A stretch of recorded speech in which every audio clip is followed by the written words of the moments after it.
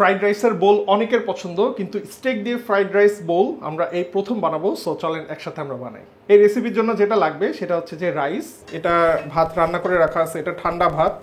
তারপরে এখানে আছে হচ্ছে পেঁয়াজের কলি, তারপরে রসুন, ডিম আছে, তারপরে ওয়েস্টার সস এটা, আর এটা সয়া সস, আর বাটার লাগবে। আর এখানে আছে হচ্ছে ব্ল্যাক পেপার। ব্ল্যাক পেপার মানে হচ্ছে কালো গোলমরিচ, এটা আমরা গুঁড়া করে ইউজ করব। তার পাশে আছে হচ্ছে বেকিং সোডা, আর এখানে আছে হচ্ছে স্টেক। এখানে যে স্টেকের কাটটা দেখতে পাচ্ছেন এটা হচ্ছে টেন্ডারলয়েন কাটের স্টেক। আপনারা চাইলে যে কোনো কাটের স্টেক ইউজ করতে পারেন, বিফের কোনো সমস্যা নেই। আর সাথে কি লাগবে? লবণ লাগবেই, আর লাগবে হচ্ছে জিং ডিশওয়াশিং বার। কেন লাগবে এটা? কারণ রান্নার শেষে সবকিছু ঝকঝকে পরিষ্কার করতে কি লাগবে? জিং ডিশওয়াশিং বার, রাইট ইপসা? ইয়েস। তো এনিওয়ে আমরা চলেন রান্নাটা শুরু করি। তাহলে স্টেকটা প্রথমে কাটা দরকার। প্রথম কেটে দিই আমি তাহলে স্টেকটা। তাহলে কাটো আগে, এগুলো সরাই। ওকে, মানে কিউব আকারে কাটতে হবে আর কি। সো মাঝখান থেকে একটু কেটে নিই। আমার এই চাকুতে আমি অনেকদিন ধরে চিন্তা করতেছি ধার দেবো, ধার দেওয়ার টাইমই পাচ্ছি না। এই কিউব আকারে কাটবো স্টেকটাকে। স্টেকগুলো আমরা এখন একটা বাটিতে নিয়ে নিলাম। এবার এটা মাখানোর দায়িত্বটা কার? তোমার। ব্ল্যাক পেপার দিয়ে দাও প্রথমে। স্টেকের সাথে ব্ল্যাক পেপারের যে কম্বিনেশন, এখনই স্মেল আসতেছে। ব্ল্যাক পেপারটা জোস। ব্ল্যাক পেপার অন্যরকম একটা জিনিস, আর স্টেকের সাথে সেই কম্বিনেশনটা তো আরো ফাটাফাটি, তাই না? এমনি খাওয়া যাবে এখন। সেটাই। ব্ল্যাক পেপার দেওয়া শেষ। এবার আমরা সয়া সসটা দিয়ে দাও। সয়া সস কোনটা কি পরিমাণে আমরা ইউজ করতেছি সেটা কিন্তু সবকিছু ডেসক্রিপশন বক্সে লিখে দেওয়া থাকবে, আপনারা চেক করে দেখবেন, তাহলেই হবে। তারপরে ওয়েস্টার সস। যার রেসিপি দেখে রান্না করছি উনি বলেছিল এটা হচ্ছে সিক্রেট ইনগ্রেডিয়েন্ট, সেটা হচ্ছে বেকিং সোডা। ওকে, বেকিং সোডাও দিয়ে দিলাম। লবণটা আমরা পরিমাণ মতো ইউজ করব। পরিমাণটা কতটুকু পরে লাগলে পরে দিব, বাট দেখে যতটুকু মনে হয়, দেখে যতটুকু ফিল হলো ততটুকু দিই।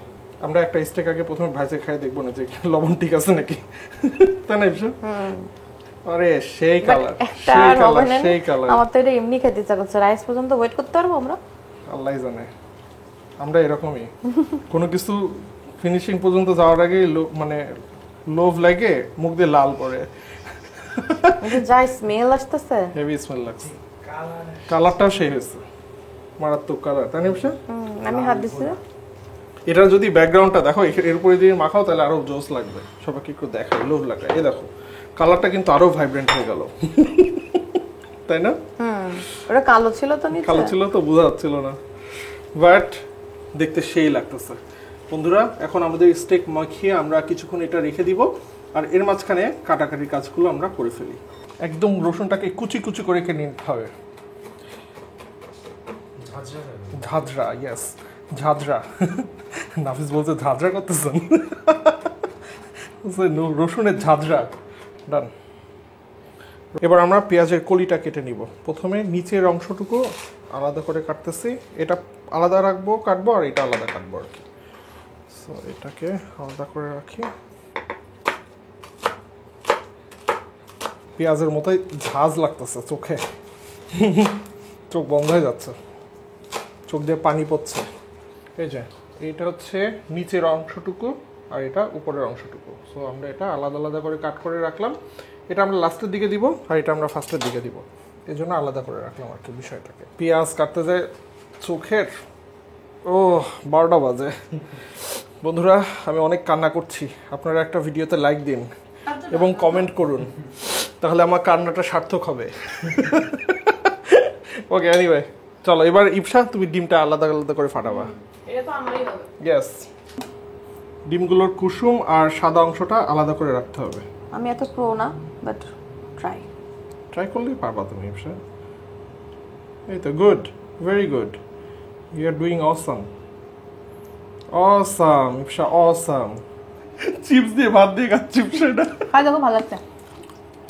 অনেক ভালো লাগছে। মনে হচ্ছে আম্মু ছোটবেলায় যে আলুর চিপস বানাই দিত না।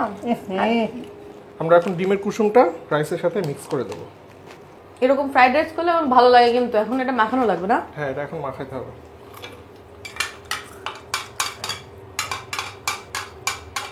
ওর ভিতরে একটু ভাত দিয়ে দাও, তাহলেই হয়ে যাচ্ছে। ও তাই তো, ইপসা ইউ আর জিনিয়াস। আমার মাথায় এটা ঢুকলো না। একদিন রান্না আর 29 দিনের রান্নার তফাৎ আছে। ও সরি। বন্ধুরা সবসময় ইপসায় রান্না করে। আচ্ছা এবার মাখিয়ে ফেলি এটাকে। মোটামুটি ভাতের সাথে সবগুলো মিশে গেছে অলমোস্ট। মানে প্রত্যেকটা রাইসের ডিম দিয়ে কোটিং দেওয়া মনে হচ্ছে এখন, দেখছো? মানে এটা সেই হবে, মানে রাইসের পুরো ফ্লেভারটাই অন্যরকম হয়ে গেল জিনিসটা। ওকে ডান, এটা থাকুক, আমরা চলো আগে স্টেকটা ভেজে আসি। আমরা অল্প একটু তেল নিয়ে নিচ্ছি স্টেকটাকে কুক করার জন্য, অল্প একটু, বেশি না। স্টেকটাকে ভাজবো বন্ধুরা। নাইস, এবার স্মেলটা বের হবে। মেক শিওর যে প্রত্যেকটা স্টেক সারফেসের সাথে টাচ হয় এবং এক সাইড পুড়ে যাবে, তারপরে আমরা সরাবো।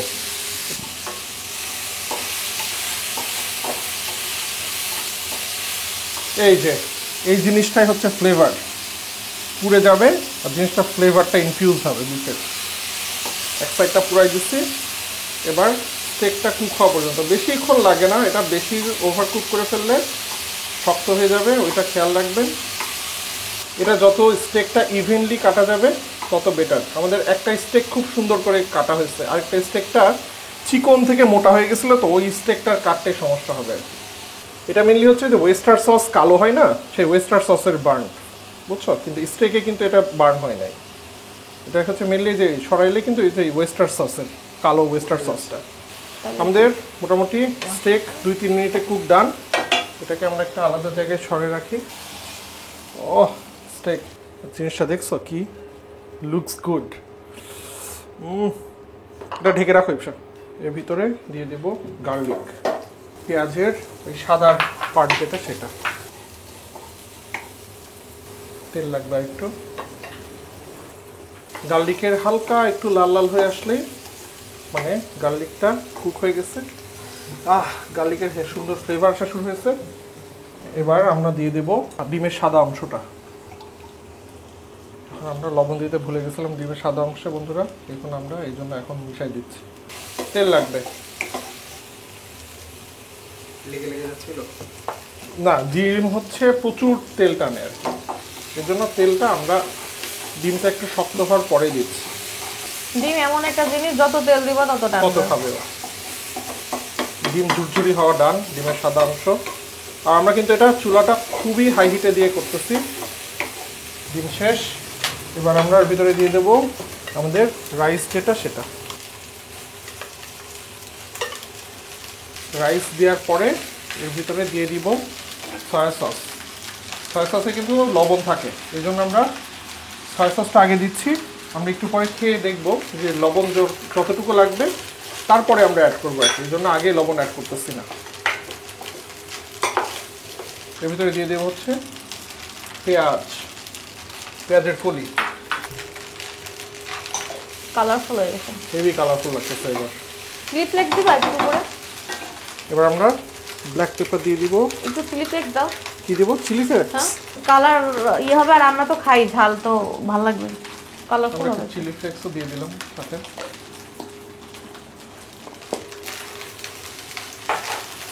ফ্লেভারটা কিন্তু সেই আসতেছে, তাই না হাফিজ? খেয়ে চেক করে দেখে লবণটা পরিমাণ মতো দিতে হবে। জুস বেড়ে গেছে, মাংসের জুস বেড়ে গেছে। মাংসটা দেখো, ও ইয়ামি। ইয়ামি। এবার মাংসটা এর ভিতরে দিয়ে দিলাম। ও মাই গড। মাংসটা এবার মিক্স করে দিলাম এর সাথে। ও দেখে সেই লাগতেছে এখন, মনে হচ্ছে কি বিদেশি বিরিয়ানি। তাহলে আমরা বিভিন্ন জায়গায় বাটার দিয়ে দিই। এটা যে কি আকারে ইয়ে হবে, এটা যে খেতে কিরকম লাগবে বন্ধুরা বুঝতেই পারছেন। এই যে স্টেকের সাথে যখন বাটারটা লাগবে তখন জিনিসটা অন্য রকম চলে হয়ে যাবে। এবার ভেজা ভেজা হয়ে গেছে না, পুরা বাটারে মিক্স হয়ে গেছে জিনিসটা। যত বাটার তত মজা। এটাকে ওভার কুক করা যাবে না, নাহলে স্টেকটা কিন্তু শক্ত হয়ে যাবে। ডান। রান্নার শেষে সব থেকে ইম্পর্টেন্ট যে বিষয় সেটা হচ্ছে যে পুড়ে যাওয়া হাঁড়ি পাতিলগুলো পরিষ্কার করা। আর এই জন্য আপনারা জিঙ্ক ডিশওয়াশিং বারটা ইউজ করে দেখতে পারেন। এটার সাথে সুন্দর একটা বক্স দিয়ে দেয় এবং এটার ডাবল অ্যাকশন ফর্মুলা খুব ইজিলি পোড়া মশলার দাগগুলো নিমেষেই দূর করে দেয়। জিঙ্ক ডিশওয়াশিং বারটা আশেপাশে আপনাদের দোকানে পেয়ে যাবেন অথবা তাদের ফেসবুক লিঙ্ক এবং দারাজের লিঙ্ক আমি ডেসক্রিপশন বক্সে দিয়ে দেবো, আপনারা এটা চেক করে দেখেন। স্টেক দিয়ে এই প্রথম এরকম টাইপের জিনিস আমি বানালাম আর কি। বিসমিল্লাহ। ও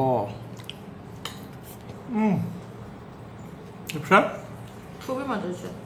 বাটারটা ভাই, রাইসের সাথে গার্লিকের বাজ, তারপরে কোটিংটা বাটারটা বেশি দেওয়ার কারণে একটা বাটারি টাইপের পুরো ফ্লেভার, আর সাথে স্টেক, আর কি চান সেই। জাস্ট খেয়াল রাখবেন স্টেকটা কিন্তু 2 বার রান্না হচ্ছে, এর জন্য প্রথমবার যেটা সেটা কিন্তু খুব তাড়াতাড়ি রান্না করে উঠে ফেলবেন, তারপরে ভাতের সাথে আবার গরম হচ্ছে তো, সো ইন্টারনাল টেম্পারেচার যদি বেশি হয়ে যায় তাহলে স্টেকটা কিন্তু হার্ড হয়ে যাবে। সো ওইটা একটু খেয়াল রাখবেন। সব কিছুর লিঙ্ক আমি ডেসক্রিপশন বক্সে দিয়ে দিচ্ছি, কোনটা কী পরিমাণে লাগবে। আর নেক্সট ব্লগ ইনশাল্লাহ দেখা যাচ্ছে। টেক কেয়ার, আল্লাহ হাফিজ, বাই বাই।